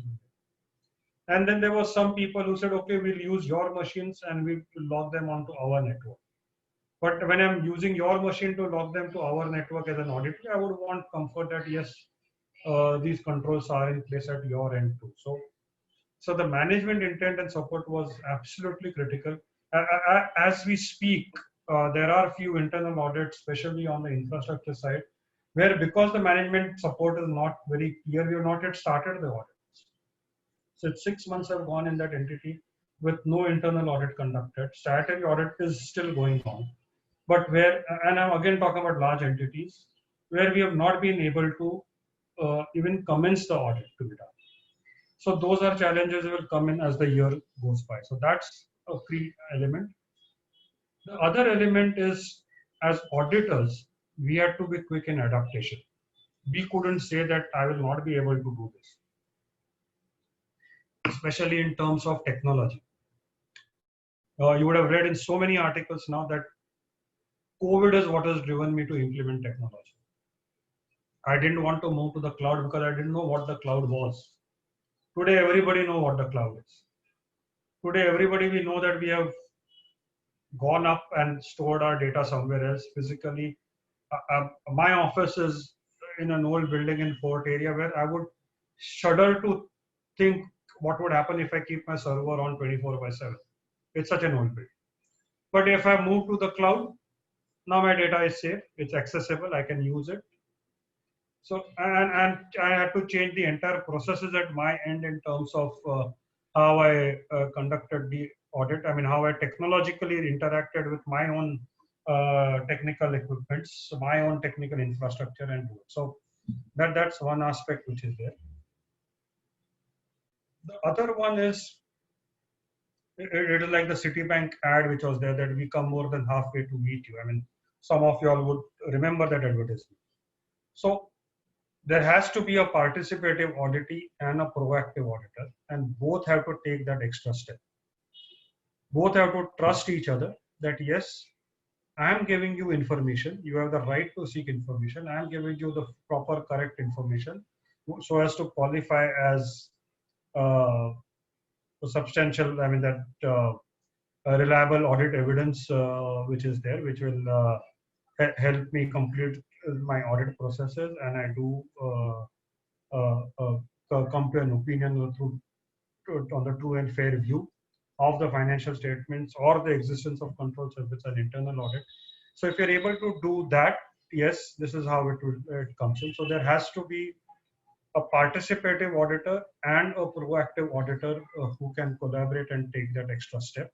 That works, and believe me, where we are more successful in terms of a remote audit if we sit back today and see for ourselves that over the past 5 months, the more participative and the more proactive we have been, the greater degree of success the audit has achieved. Timelines become crucial. You have to agree upon timelines. You have to agree upon stretched timelines, saying that yes, we understand that this will take time. This will not happen immediately. There could be issues, including the electricity point which we talked about. Uninterrupted electricity may not be there. My equipments may not be sturdy. So one had to work on all these bases, and it's really, really crucial that both auditor and auditee agree upon it. Communication is the most important thing. You have to be forthright in communicating. You have to talk about the good things and the bad things. Just don't complain about the bad things. Come up with a solution. As I said, the participativeness or the proactiveness. Again, both from an auditor-auditee perspective. And once that communication is established, and again, let it go through a SPOC. For the simple reason, if there are multiple channels of communication, it's a disaster. Go through the SPOC, let the decision be taken. The SPOC will not be the decision taker, mind you. SPOC, in fact, should not be the decision taker. It's just a channelizing person to ensure that the routing of information is proper at each entity's end, the auditor's end and the auditor's end. But that communication is absolutely vital for it. And brief the audit committee or those charged with governance that, look, this is how we have conducted the audit. You will see an emphasis of matter which the institute has also said in its advisory of COVID impacts. you will see some balance sheet audit reports are carrying a CAM, a key audit matter, on how audit was conducted during the COVID process. So this is very important to have it in place, and we need to tell, because it's a very key information which has to be shared with the audit committee, which has to be communicated with the audit committee. Perhaps not at the end of the audit, even at the beginning of the audit, also you can talk to them and agree upon. If you're a medium, small enterprise, audit committee would be the guys who are running the show. Agree upon with them that, look, this is how you are going to conduct the audit. This is how the information will be shared. These are the protocols which we have agreed upon. And believe you me, if this is done, successful audits can be completed. I mean, audits can be completed successfully. Statutory audits are there for you to see. You have seen all the audit reports which are coming out in public domain. Internal audits too. I mean, this particular location is one of the remotest locations in our country. A location which is surrounded by gangland, gangster area, one of the poorest areas in the country, with all kinds of difficulties. But I'm proud to say that we were able to do the internal audit of this particular bridge under construction, sitting here from Mumbai. And it was all because of these factors which you see now here, starting from management intent and support. So though it was the remotest location, because it was so remote, they had a satellite connectivity for internet. So the physical site over there was always connected to the server of the client in Mumbai. They had given us a machine which was connected into their server. So we had both. We had 4 people working on this job, out of which 2 had machines given, laptops given by the client, and 2 had a connectivity on our laptop into their servers. So all what I've talked about, I mean, is we've actually experienced, and we were able to do the internal audit of this particular location. And if you're able to do internal audit at these locations, I'm 100% sure statutory audits can also be done remotely with absolute success. We'll be able to obtain, I got the words now, sufficient appropriate audit evidence. This is what we are required to demonstrate when we are talking about standards of audit compliances, that I have done, executed my audit as per the standards on auditing. I have performed the way they've asked me to perform. I have got sufficient appropriate audit evidence to come to a conclusion on the true and fair view of a financial statement. Likewise for internal audit, this is where one has to look at. So this is, I think, friends, we should consider that remote audits are going to be there, and we need to reinvent ourselves. We have to unlearn some aspects, we have to relearn some new things, and keep on performing. In doing this, what is the next step is the usual question which comes up. And somewhere around our Independence Day, this particular WhatsApp was making waves, that this is what we are waiting for. I don't want to be a party pooper, but medical prognosis says that masks are a long-term reality. We would be like the Japanese. This photograph, which is on the left-hand side of people in Japan, is not during the pandemic. People in Japan, as we know, are used to wearing masks because of various factors for many, many years. So this is something, at least people of my generation, the medical prognosis is that we'll have to wear masks in our lifetime, whether the pandemic ends or it doesn't end, or even after it ends. That's the reality. And if that be the reality, I think we just have to reinvent ourselves so that we are still good at what we are expected to do. We are still that dog which we saw in the first thing of conducting an audit in a warlike environment. It will have to completely do it. And that's where, that's what we are trained to do. So if you are trained to do a particular thing, I feel this is what I would like to end with. I did then what I knew how to do. Now that I know better in a lockdown period, I do better. This is an American poet, Maya Angelou, who is a colored lady, very popular in terms of her poetry. but this is something I could relate to when I came across this code from a pandemic point of view of how we can work during this COVID environment.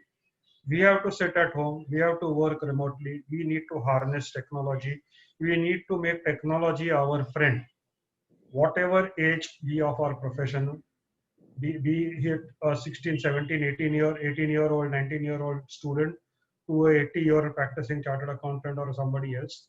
We still need to harness and learn technology, deploy technology in a secure way, such that our objectives of audit, our objectives of working in the COVID environment or a remote environment are not vitiated. That's all from me. Happy to take any questions which we have. Over to you, Pritesh. Yeah, we have a few questions. Sure. Them out. Yeah. Okay, now our member has put in a question that considering the present situation of this pandemic, is it not possible for us to go in for original documents and evidence verification since offices are still not operative and their team maintaining such records, etc., are not coming and working from home? How much reliance can be placed on online audit of such documents as submitted, if any, by the client, and what note is to be written in accounts of such type of methodology of carrying the audit to give reports thereon?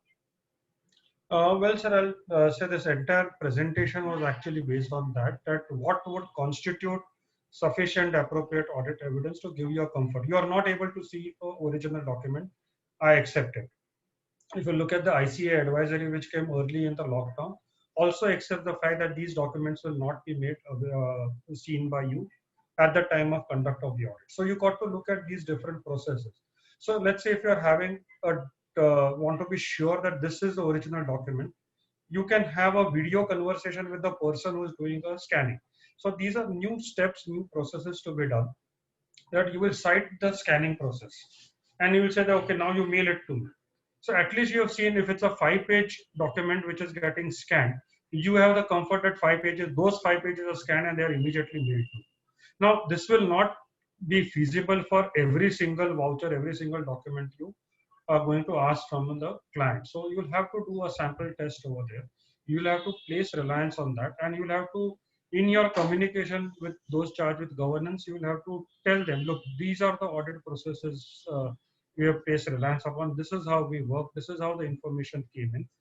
And if the matter is significant, then, as I said, you look at some of these audit reports, you will find key audit matters been given by the auditor on how the audit has been conducted and how the reliance has been placed on such electronic information been made available electronically. And there are quite a few listed entity balance sheets which carry a key audit matter on the conducting the audit from a remote location.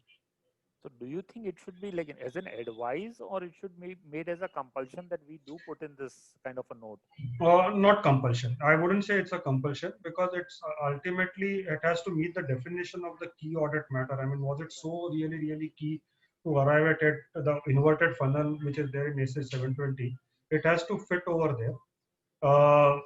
It doesn't have to be compulsory. You have to assess it on a case by case basis. As I said, there are those smartly digitized entities where you wouldn't do this. But not smart but digitized entities, you may not do it. But completely undigitized entities, perhaps you would want to do it. So it's a mixed bag. There cannot be a yes and no answer for this. It depends. Okay, now as you said, this video, video evidence of the verification being done or the scanning being done. Need we more videos as our documentation that okay, this is you will need to store those videos as your audit documentation. Wow. So which comes back to my point on sturdy equipments. So we also have to scale ourselves up to save that kind of records. Again, practical note, like whatever auditing that we are doing right now, the kind of data that is getting scanned and being sent to us by our auditees is so huge. It's going into a few GBs. Yes. So that kind of data retention as documentation, as our audit evidence or documentation, it is it's a different game altogether. It is, and that's where the move to the cloud comes in, or where the move to the cloud has come in, because all of us realize that I can't have a continuous increase in my hard disk size in my office. Right.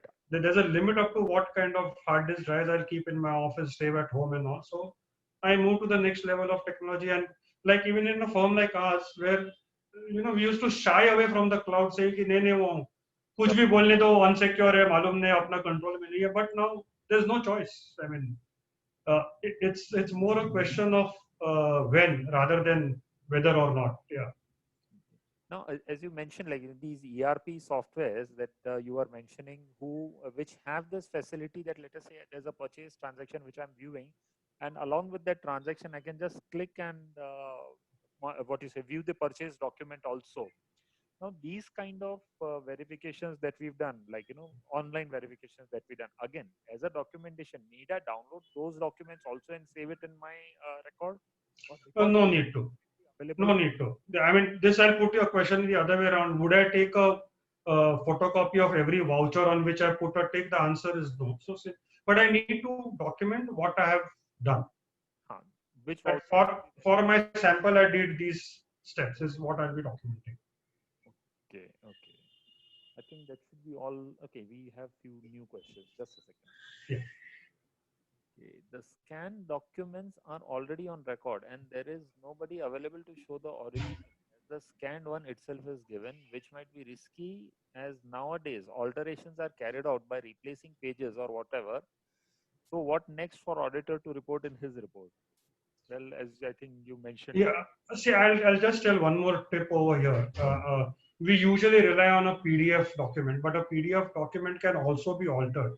So other thing which has come to the auditor's side now is deploying in original softwares, so that when you get such a document and you have an original PDF license, you will be able to understand whether this is a tampered document or not. So that reskilling at our end is what I'm talking about, needs to be done, so that we are able to understand ये दिया है वो बराबर है कि नहीं. I mean, our skill as auditor was on listening. We were always taught from beginning that you got to listen. Auditor is to hear, and we used to hear and react. Paper एक बोलते हैं, वो बात करने के time दूसरा बोलते हैं. Now we have to hear these electronic documents, and we have to make use of electronic technology. Right. Like, I think just to add to this, I myself am facing this. There's a doubt in my mind. Like, my clients are generating reports. They are converting into Excel and then mailing it to me. So I do have that element of doubt in my mind. What you say, changing some figure here or there or what. Yeah. But then again, it's either a matter of trust. Of course, to mitigate that, what I have done is looking for a PDF of that report, which is directly generated from the system, as well as an Excel, so that I know both the reports are matching, and then Excel I can use to do my data analysis. True. Okay, there's one more question we have. Considering the prolonging of this pandemic, do organizations need to modify their risk control matrix, considering relaxed or modified ways in which business process are managed currently? Is there any guidance available from the institute on this? I'm not too sure about the guidance available, but the answer to this is yes, because of the change in method of working, the risks have changed, and the risks do change, and those need to be encountered. Yeah. Working from home, for example, I mean, what I showed you was those 4 machines on my own dining table. I mean, and perhaps we could be working on at cross purposes. I mean, like me and my daughter, the chartered accountant. So we could be working on 2 different competitors, something like that. So, but we need to have that mindset. It's all here. Good. So this is the end of our question and answer session. I'd like to thank you for giving your time for this. Pleasure, absolute pleasure. Really enlightening, and it is the need of the day to day. Like what you guided us, your practical experience on this audit to be carried out during this pandemic situation. And I think this process that we are following right now will get adopted for our future also, because people would not want to waste their time on traveling if things are secured enough. worth relying on. I think they will take it as a normal.